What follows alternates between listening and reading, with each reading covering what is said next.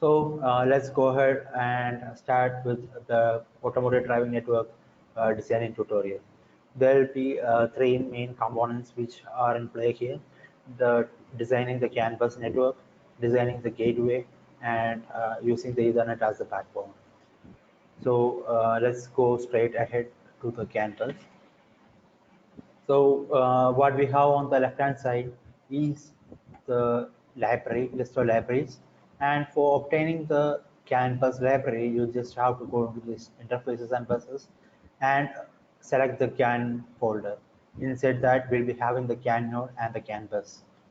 So the user just have to go there, select them, drag and drop them to the main window, and connect them in this manner, and it will be good to go. So these are some of the parameters available for the CAN bus, and let me just take you to the tool directly now. So this is how the tool will be looking like. Let me just open up a fresh window. Now since we are doing a digital modeling, now let me just select a digital simulator, which is necessary for uh, keeping the timing in place. I'm just going to drag and drop a digital simulator here, and this is the parameter which can be used to link to certain features available. Now I'm just going to change the name to sim time. Now the sim time parameter will be used to specify how long my simulation should run. I'm going to say it should run to 100 milliseconds. I'm going to link this sim time parameter with the stop time for the digital simulator. So now the simulation will take place only for 100 milliseconds as per the definition that we have done here. Now what we are going to do is we are going to go into the interfaces and buses and go into the CAN folder and drag and drop the CAN bus. So now let me just show you the list of parameters or features available with the CAN bus. So we have the fast data rate enabled parameter here. If you check it, then the fast data rate will be enabled. And we have the CAN bus name, which is CAN1. The CAN data rate here, 4.5 Mbps. And we have the filtering database over here, which uh, can be used to filter or select the list of messages that should be accepted by a particular node. So from the database, we are able to understand that by default, the CAN bus has been configured to have eight CAN nodes, and this can be modified to have just two CAN nodes or three or four. But for now, we are just gonna keep it with the four itself. Uh, Okay, now and here what we have over here is random bit, the bit stuffing here, identifier bits. I can select 11, 29 or both feature, and I am also having the if a node gets disabled, how to put it back on. It can be a manual or an automatic. So those features are listed here as well. So I'm just gonna go right ahead into putting all the nodes together. So I need 8 nodes since I am having 8 ECUs, 4 of them here. Now let me just connect that side. Since the CAN bus does broadcast communication, all of the messages will be sent to all the other nodes in the network. I'm connecting each one by one. Okay, now let me just put one on the other side. Now let's see the node names. On the right hand side of the CAN node, we can see the receiver node name and the transmitter node name. And over here, I am having the node in and the node out. So those doesn't match. So I have to connect them like this. But it is a bit difficult to make the connection, or like its appearance isn't that good. So I am gonna right click on the block and then go to the appearance and then flip the ports horizontally. Now it looks better. Now I'm just gonna just repeat or place three more of the nodes and then just gonna make the connections right here. And we are almost done. Just one more node block remaining. And yeah. Now let's see the parameters available for a node block. We have the canvas name can1, which is good, which is the same as the canvas name, and the node name is u1, which is also good. Enable sensor DB, which corresponds to whether we need to generate traffic from the database. By default, it is set as true, so we are just going to keep it true as it is. Now I'm gonna check the other node. So it also says ECU1, which shouldn't be right. I am gonna update the name as ECU2. For the next one, I'm just gonna say ECU3, and for the node 4, I'm just gonna say ECU4. And for this one, I'm gonna say ECU5, and this one I'm gonna say ECU6. Just two more nodes remaining, and we have the seventh one over here.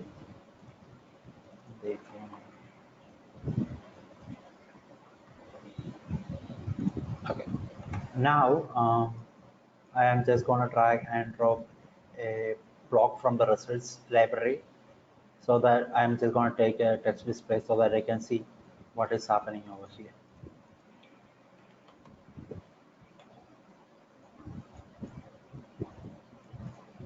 Okay. Now let me just make a copy of it. Let me just save this model.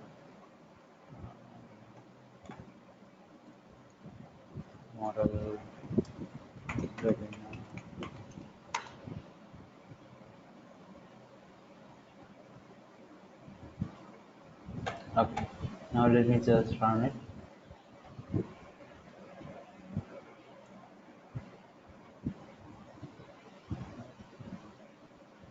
Okay, now I am getting an error message. So this is another important part of the tool why this is very user friendly, because if you make any mistakes or if there is some bugs in the design, then the tool will itself give the warnings or a message so that we can itself correct them. So it says that DLC bytes is mismatching. Okay, so let's go over to the canvas and see where we went wrong.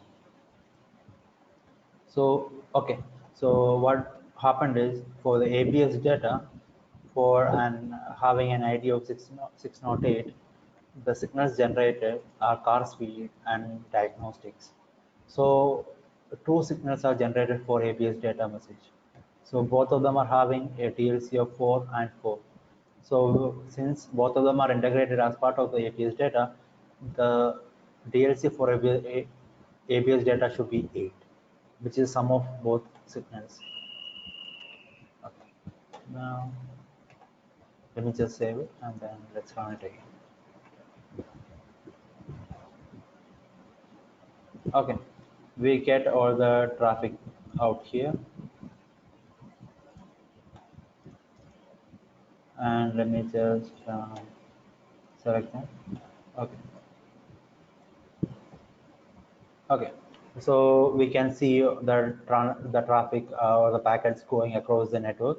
These are all the traffic which is going there. Now, since we have the first part of the designing all done, that is the CAN bus, now let's go straight to designing the gateway. So for the gateway, let me just start by putting a simple block here. This is an empty block which we are going to rename it as gateway. This is empty right now, but now we are going to add the blocks inside as per our requirement. We are only having one CAN bus now, so we only need one node. So I am just gonna drag and drop a CAN node right here. So the CAN node came here. So it is having an input port and an output port. So I need to add some ports so that input can reach there and output can go out of here. So I'm just gonna make the connection here. I'm gonna rename it as Canon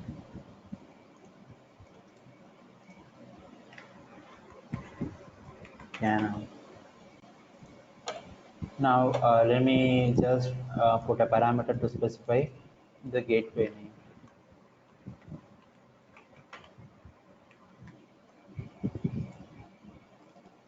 I want to name it as gateway 1. And let me just show you the parameters available for the CAN node. We have the CAN bus name, which is used to connect to this node, which is the CAN 1. And we have the gateway name. Let me just link it to the parameter. So the gateway name. So the parameters are linked. The max bytes, the guard band, the buffer size, everything has been listed here as well.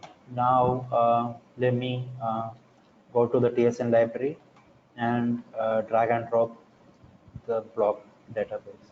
This is an important block which makes sure the communication is taking place within the network fluently. And now let me just drag and drop the Ethernet node as well. Yes, now let's add the ports for this block as well. So we have the CAN bus here. Yeah, let me just put it here. Now I am connecting this input to here, which will be to the gateway. Okay. So I'm just gonna name it as GTH gateway to gateway. So between gateway to gateway, this port will be the one used to accept the inputs, and this one is for the Ethernet traffic generated locally. So if you have any different blocks which generates Ethernet frames and send it, we can link it up with this port, and that data will be accepted by this block. Ethernet traffic generated. Now, yeah. Now we just need an output port to be linked as well. So I'm just going to name it as ETH out. Okay. Yeah. Now let me just change the name link, the name with the gateway name, and over here we have the address swap parameters, the send swap parameters, the offset, the guard band, the high credit, the low credit values. Everything can be changed as well. Now we need one more uh, part here, one more block here, which is the database block. So let me just take and show you what each of the parameters, each of the databases looks like. So what we have over here is the gate control list. This is how the time slots are specified. So we have two time slots, T1 and T2. Each the T1 will be running for 2 milliseconds and have a threshold, packet threshold of 5. And from here we can say that the gate for CDT is the only one allowed to open during this time period. And for the T2 slot, which is of 8 milliseconds, the gate for AVB and rest of it can be opened, and CDT is closed during that interval. And during this period, we can send 15,000 packets as well. Now in here, what we have is the priority, the bandwidth for each priority classes or the best cases. So for each one of them, or according to the each gateway that we are having, right now we are only having one gateway, but this is being designed for 8 gateways. So according to each the priority listed, the packet will be sent out as well. And then what we have over here is a classification table. And for the gateway 1, I am providing a few ID. The ID field corresponds to the hash ID. So for hash ID, I need to get two messages. So what we have over here is message routing. And for hash ID2, we only have one message or one signal. So this becomes a signal routing. So if there are multiple signal incorporated, then this becomes message routing. So we have this hash ID1 is message routing, 3 is message routing, 4 is message routing, 5 is signal routing, and so on. So now, now let me just make a few changes to the way the ports are assigned here as well. Um, I am going to say the CAN in should be at the west, CAN out on the west, Ethernet gateway to gateway east, traffic generator south, east. Okay. Now I get all the ports looking in a fairly representative manner. Now I'm just gonna connect the ports accordingly. The input goes into the output. The output from the CAN node goes into the input of CAN node, and from here to here. And let me just remove this text display from here and put it at the output of this gateway. And let me just connect in traffic generator over here. Now let me just check the parameters for this block. So from here we can say it is connected to the gateway 1 and to the ETH0 node. So everything is good on this side as well. Now let me just go over here and let me just add one more block which needs to be added, the Grandmaster Clock. Let me just select the name to be linked, and here we are just going to link the parameter here as well. So here we are having the overhead specified, the max byte transfer, the speed, the overhead, bit rate, and everything. So now let's run it and see how it goes. So as you can see here on the bottom, it is initializing. Okay, and you can see the transactions happening, a large chunk of transactions happening, the bytes being transmitting, the fragmentations happening, the Grandmaster clock going through the network, and so on and so on. So, and let me just stop the simulation right now, and let me just uh, take a look on the plots which can be plotted as per the parameters specified. So for the canvas, we have a parameter over here which can be, if set to true, will show us the plots. So I'm just going to check this parameter over here and do a commit. And inside the gateway for the Ethernet node, I am also having a plot enabled. I'm just going to set it to true. Now I'm just going to run. Now let's, okay, a bunch more windows has been opened up.